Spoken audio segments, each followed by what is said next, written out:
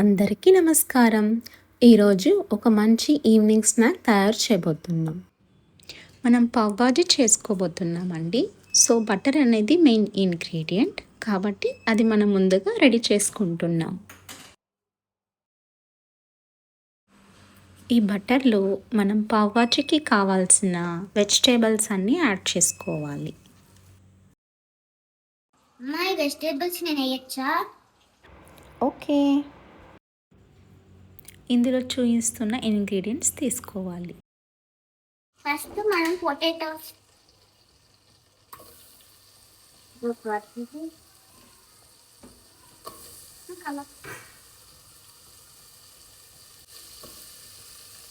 మొత్తం వేసానా?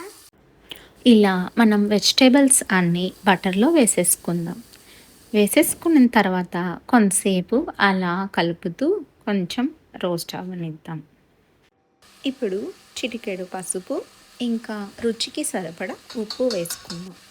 వేసుకున్నాక బాగా కలుపుకుందాం. ఈ వెజిటేబుల్స్ కొంచెం మెత్తబడేంత వరకు చూసుకోవాలి. ఆ తర్వాత 2 మీడియం సైజు టొమాటోస్ కూడా యాడ్ చేసుకుందాం. అది కూడా కొంచెం మెత్తబడిన తర్వాత 1.5 కప్ వాటర్ యాడ్ చేసుకోవాలి.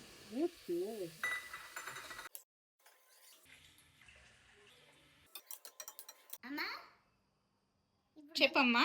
ఇది పెట్టాలి కదా ఇప్పుడు? అవును. రైట్ ఎంతమ్మా? ఎలా పెట్టామమ్మా? పెట్టేసి చూడమ్మా ఎంత అలానా పెట్టేది.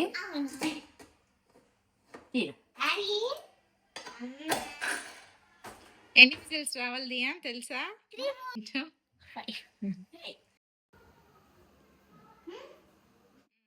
ఏంటి మేడం? మిక్సీకి వేయచ్చా? ఏది? ఇది హాఫ్ అన్ అవర్ ముందుగా మనం 5 రెడ్ చిల్లీస్ 4 గార్లిక్ క్లోవ్స్ మనం నీళ్ళల్లో నానబెట్టుకుంటాం. మన వెజిటేబుల్స్ ఉడికి 5 విజిల్స్ వచ్చాక ఆఫ్ చేసేలోపు మనం దీన్ని గ్రైండ్ చేసుకుందాం. కొంచెం వాటర్ అయినా యాడ్ చేసి బాగా థిక్ పేస్ట్ లాగా రెడీ చేసుకోవచ్చు. కుక్కర్లో ప్రెషర్ తగ్గిన తర్వాత మనం రాళ్ళ సట్టిలో షిఫ్ట్ చేసుకుంటాం. ఈ రాళ్ళ సట్టిలో షిఫ్ట్ అయిన తర్వాత మనం వెజిటేబుల్స్ని స్మాష్ చేసుకుందాం.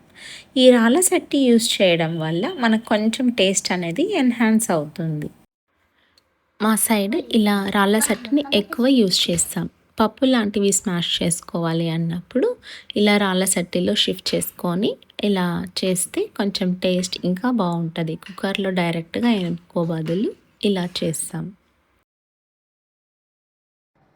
ఇప్పుడు మళ్ళీ మనం స్టవ్ ఆన్ చేసుకొని కుక్కర్ పెట్టుకుందాం. బటర్ వేడెక్కిన తర్వాత ముందుగా కట్ చేసి పెట్టుకున్న onions and green chillies add చేద్దాం. కొంచెం బ్రౌనిష్ కలర్ రానివ్వండి. ఆ తర్వాత టొమాటోస్ ఇంకా ముందుగా గ్రైండ్ చేసి పెట్టుకున్న ఈ రెడ్ చిల్లీ పేస్ట్ యాడ్ చేద్దాం. ఇది బాగా ఉడికించేద్దాం ఒక 3 మినిట్స్. సో ఇది థిక్గా ఉండడం వల్ల లిటిల్ వాటర్ కూడా యాడ్ చేసుకుందాం. కారానికి సరిపడా రెడ్ చిల్లీ పౌడర్ తీసుకుందాం. ఒక 1/2 స్పూన్ మాకైతే సరిపోయింది. ఇంకా దాంతోపాటు పావ్ బాజీ మసాలా కూడా 3/4 స్పూన్ యాడ్ చేస్తున్నాం. ఇది కొంచెం పచ్చి స్మెల్ తగ్గిన తర్వాత మనం ముందుగా స్మాష్ చేసి పెట్టుకున్న మిక్స్చర్ని దీంట్లో యాడ్ చేసేసుకుందాం. ఇది కొంచెం థిక్ కన్సిస్టెన్సీ లాగా అనిపించింది, అందుకని నేను కొంచెం వాటర్ అనేది యాడ్ చేసుకుంటున్నాను. ఇలా వాటర్ యాడ్ చేసిన తర్వాత ఒక 5 మినిట్స్ అయినా మనం బాగా ఉడికించుకోవాలి. ఫైనల్లీ మనం కొత్తిమీర కొంచెం కట్ చేసేసి దీంట్లో వేసేసుకొని స్టవ్ ఆఫ్ చేసేస్తే సరిపోతుంది. మన పావ్ బాజీ బ్రెడ్ కూడా టేస్టీగా ఉండాలి అంటే ఒక ప్యాన్ పెట్టుకొని కొంచెం బటర్ వేసుకుందాం. చిటికెడు పసుపు వేసుకొని మన బ్రెడ్ని బాగా రోస్ట్ చేసుకుందాం.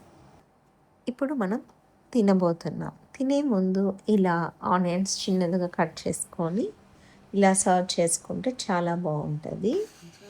అండ్ చూడండి వీళ్ళు ఎంత హ్యాపీగా ఎంజాయ్ చేస్తున్నారు.